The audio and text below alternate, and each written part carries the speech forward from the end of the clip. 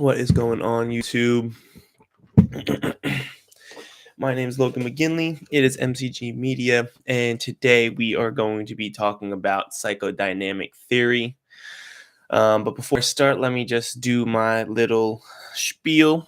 I am not a professional, so whatever you hear here, make sure you take it with a grain of salt. I'm not a professional by any means, but I'm currently working towards being a professional. I'm in my master's to get my master's in clinical counseling, where I'll be able to practice many techniques, therapies, and theories with clients in order to improve their mental health in any way, shape, or form.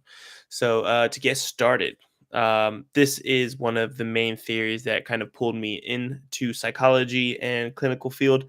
I remember in high school learning about psychodynamic, more like psychoanalysis, and the first name that comes up is Freud. Um, he's one of the pioneers, pretty much the founder of psychoanalysis, and has had countless upon countless theories that have been passed down through the psychology field and clinical counseling field.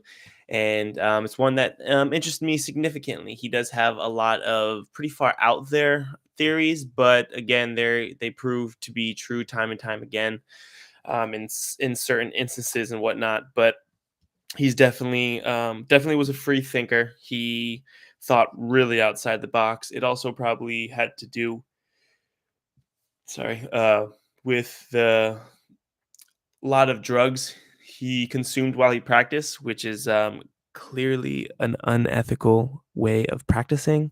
Making that very clear, because yeah, you can't do massive amounts of drugs and be a clinician. That's just not correct. So I think the drugs definitely help stimulate some of his really far out there kind of theories.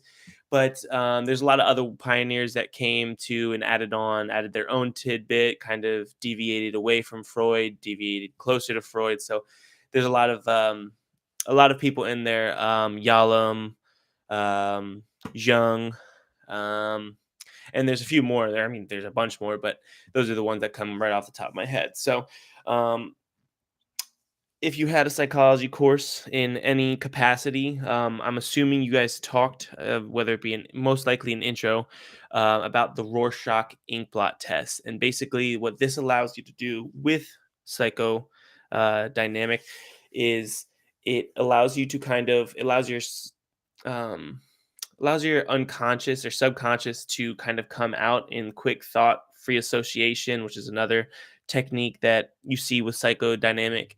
And it's basically, I mean, you guys probably all know, it's basically the showing of an ink blot. There's not really an objective picture. It's very subjective, and it's supposed to be like that because it's supposed to elicit immediate thought, immediate feelings, immediate words, immediate thoughts that you can then say aloud for your clinician or therapist to kind of just mark down, take some notes, and then usually there's some words associated. So, like if you've seen a moth first, you may be feeling symptoms of anxiety or depression, or if you saw a horse first, you may be feeling free or something along the lines of that. And there's a lot of it's just a good conversation starter, as well as kind of just getting some um, background information with a client.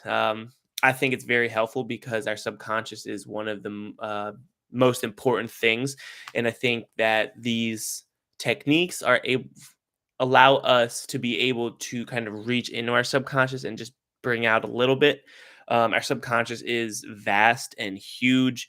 Um, and there's just a lot of things going on there that we're not really aware of. And psychodynamic really focuses on basically our being, who we are, what's in our conscious, our subconscious, um, and basically what creates that in psychodynamic approach is that all the events within our childhood have a great influence on our adult lives, and they kind of help shape our personality.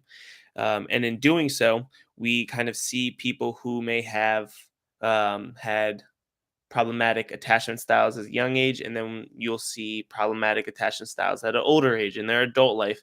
And there's really that clear connection. And usually, when that's a problem for a client, psychodynamic may be the best one of the better ways to go, just because you're going to go back and kind of revisit what that looked like. Because if you're a child and you're learning certain aspects as maybe to what a family looks to you, maybe it might be traumatic, it might be just an awful experience, but if that's all you know, that's what you're going to kind of depict later on, and or not guaranteed, but that's what you may show connections with, because it's what you were taught. It's like in a form of indoctrination, if you will. I mean, it's not a great way to explain it, but it's kind of how I would, because you're being taught maybe these subliminal messages or these subliminal ways on how to act, or what relationship might look like. It might be a very negative, toxic relationship, but if that's what you see as a child and